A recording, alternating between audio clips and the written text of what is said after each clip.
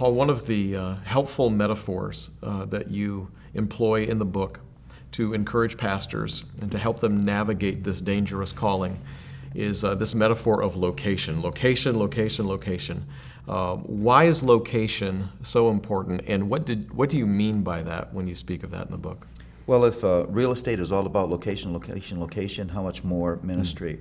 I think there are these three locations that summarize not only the biblical story, but my need, my hope as someone in ministry. The first location is the garden.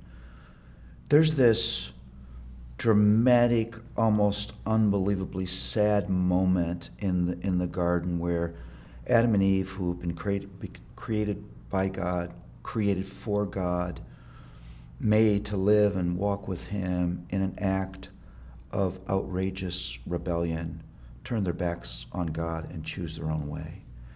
And in that moment, a flood of sin and brokenness entered the world. It's internal, it's environmental, and the world still groans waiting for redemption. I still struggle with sin. I must never, ever forget that. I must never forget this awful dilemma. I must always remember that my biggest, deepest, fullest problem exists inside of me, not outside of me. And although the power of sin has been broken, the presence of sin still remains. I must keep the garden in view. The second location is Calvary.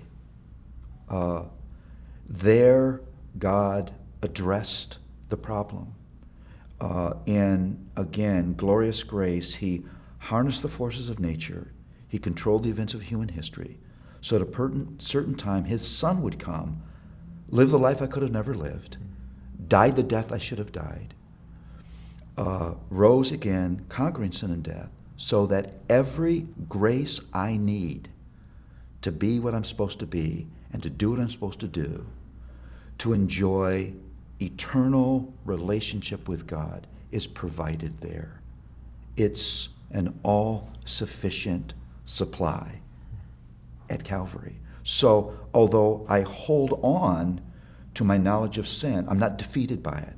I'm not afraid by it. I don't run and hide under my desk. I can be shockingly honest and gloriously hopeful at the same time because of the cross of Calvary.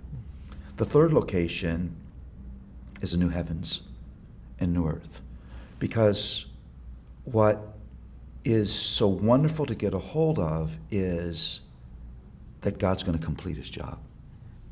And there will actually be a physical day when the last enemy will be defeated, where there will be no more sin and no more suffering, that grace will win, and we'll live forever in a place where all the struggles that are so normal and natural to us every day will not be there anymore. And we'll be with Him and we'll be like Him forever. Now, what's important about that third location is, if God in grace has promised me a place in eternity, then by the very nature of that, He's promised me all the grace I need along the way. Because if I don't get all that grace, I'll never get there. So the promise of future grace is a guarantee of present grace.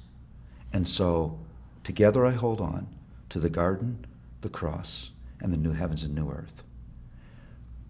Shocking honesty, glorious hope, a future secure. Now, that's what I need to face the ardor of the ebb and flow of my own struggle and the ebb and flow of all the temptations of ministry in the local church.